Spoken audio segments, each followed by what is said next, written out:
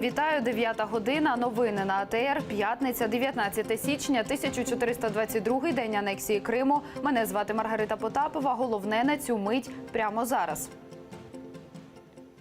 Марлена Мустафаєва та його дружину сьогодні по обіді викликають за повісткою до слідчого комітету у Сімферополі.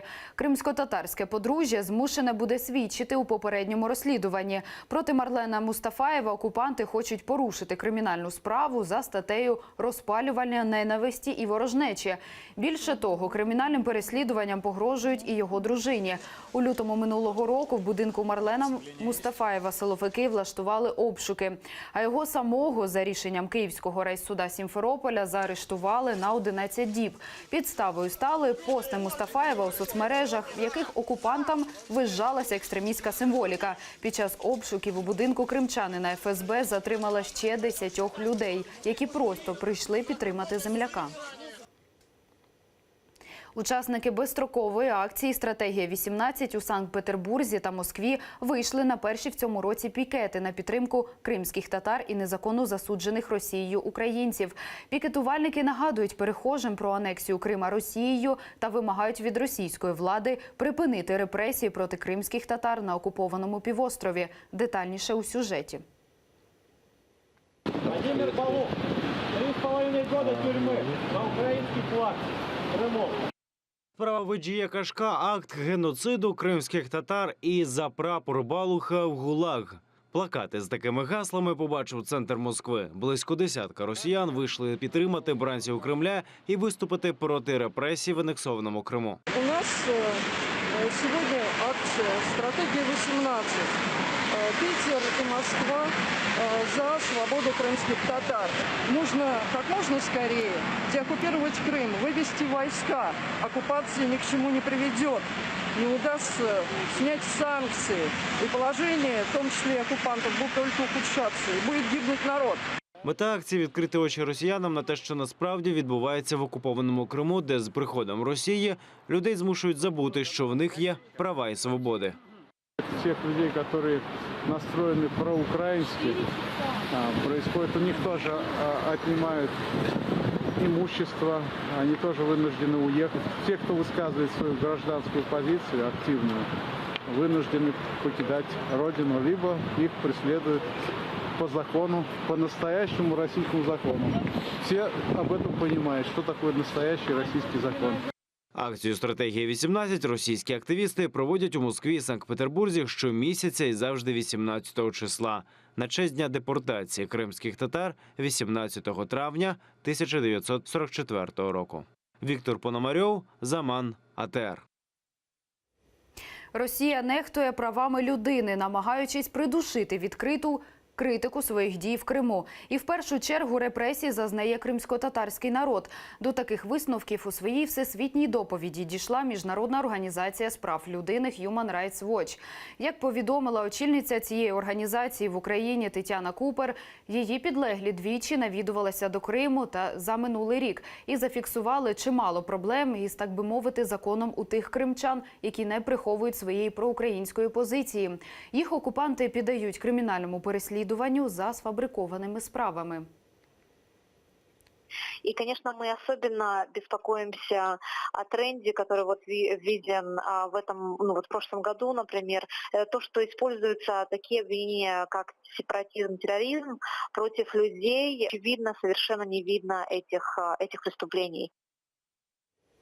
Ніколай Полозов оприлюднить матеріали у справі колишнього бранця Кремля Ахтема Чийгоза. Напередодні 4-ї річниці Дня Кримського опору, який відзначають 26 лютого, адвокат відкриває цикл публікацій протоколу судових засідань у справі заступника голови Меджлісу кримсько-татарського народу.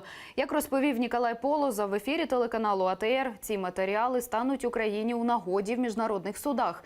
Адже це більше сотні документів із свідченнями потерпілих та свідків про те, як саме розгорталися події у Сімферополі напередодні російської окупації Криму.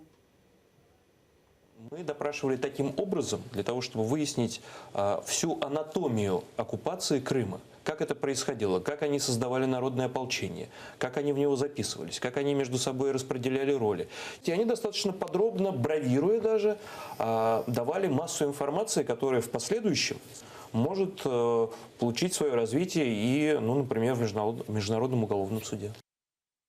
Суд у справі Романа Сущенка почнеться не раніше лютого. Про це повідомив адвокат українського журналіста Марк Фейгін. За його словами, він та його підзахисний не встигають ознайомитися з матеріалами справи до кінця січня. Фейгін припускає, що до розгляду справи по суті буде ще одне судове продовження арешту Романа Сущенка, оскільки термін утримання його під вартою спливає 30 січня. А напередодні суд відхилив апеляційну скаргу адвоката на зміну запобіжного захисту Сущенко на домашній арешт. Марк Фейгін переконаний, звільнити українського журналіста можна буде лише через політичне рішення. Поскольку мы находимся в процессуальной стадии ознакомления с материалами уголовного дела, уже законченного следствия, мы рассчитываем все-таки на политическое решение, как я уже не раз говорил, судьбы Романа Сущенко. И тут как раз перспективы гораздо более лучшие, чем с судом в России. Я много раз говорил, что суда как конституционного органа, отправляющего правосудие в России по политическим делам, нет.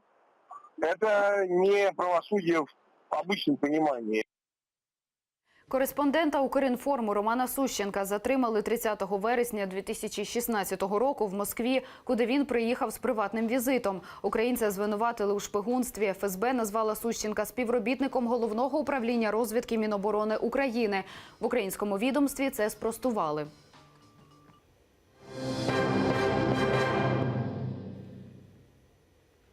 В обхід санкцій до Криму доправили генератори німецького концерну «МАН». Їх купив кримський суднобудівний завод «Затока». До того він вів переговори з фінською компанією, однак вона відмовилася продавати обладнання через санкції. Німецький концерн «МАН» також відхрещується від будь-якої угоди з кримськими окупантами. Його керівництво заявило, якщо німецькі генератори і потрапили на окупований півострів, то тільки через перепродаж посередникам.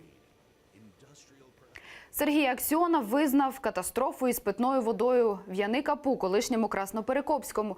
Підконтрольний Кремлю глава Криму доручив знайти рішення проблеми водопостачання Перекопського району. За його словами, там низька якість води через підвищення рівня мінералізації. Зараз воду для мешканців викачують з артезіанських джерел. Цією ж водою користуються великі хімічні підприємства. За словами спеціалістів, води з підземних джерел вистачить максимум на 2 роки.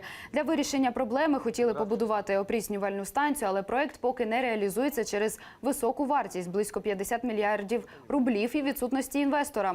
Наразі розробляється план перекидання прісної води з Тайганського водосховища частково по руслу Північно-Кримського каналу, частково по трубопроводу. Після анексії Криму Україна припинила подавати воду на півострів Північно-Кримським каналом. Цей канал забезпечував до 85% потреб Криму в прісній воді. Стрілянина у школі Сімферополя. У першій гімназії семикласник поранив п'ятикласника з пневматичного пістолета. Куля потрапила дитині в ногу та застрягла під шкірою. Пораненого школяра забрала швидка, медики кулю витягли. В так званому Міністерстві освіти окупованого півострову заявили, що інцидент стався в туалеті школи під час перерви. Правоохоронці з'ясовують, звідкіля у неповнолітнього хлопця зброя. Другий за тиждень напад на школу в Росії. Щонайменше 4 людини постраждали, серед них 3 дітей. У школі у військовому містечку Сосновий Бір під Улан-Уде, озброєний сокирою і ножем, 9-класник та його приятель напали на учнів 7 класу і вчительку. Підлітки кинули коктейль Молотова, у школі почалася пожежа, але її швидко загасили. Внаслідок атаки постраждали вчителька, 2 учнів 7 класу і сам неповнолітній нападник. Всіх шпиталізували з колоторізаними ранами. Схожий випадок стався в понеділок в одній зі шкіл Пермі. Там випускник школи разом із другом напали з ножами на школярів 4 класу. У лікарні опинилися 11 дітей і вчителька.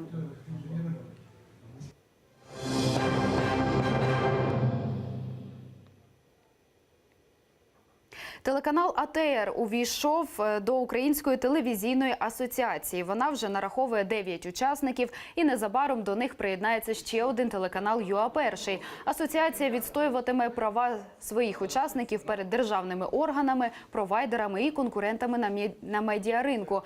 А ще її члени разом зможуть ефективніше протидіяти інформаційній війні, яку в Україні розгорнула Росія. У цьому переконаний генеральний директор АТР Ілінур Іслямов. И у меня очень большие надежды на то, что вот это объединение, которое сегодня представлено здесь, сможет бороться внутри Украины, потому что у нас, и на внешнем фоне, потому что у нас идет в том числе еще информационная война. Вот сегодняшнее вот это событие, я считаю, очень знаковым, и с сегодняшнего дня уже будет, на самом деле, вот этот вот информационный фронт более сильный и более, на самом деле, достойный того, что, на самом деле, перед нами агрессор. Агрессор у нас сейчас Россия, поэтому враг не должен победить. Наша земля должна вернуться в состав Украины. Це все, що встигаємо розповісти на цю годину. Не пропустіть наступний випуск «Заман» об 11-й годині. А просто зараз програма «Саба» з Єлизаветою Цареградською. Залишайтеся з АТР.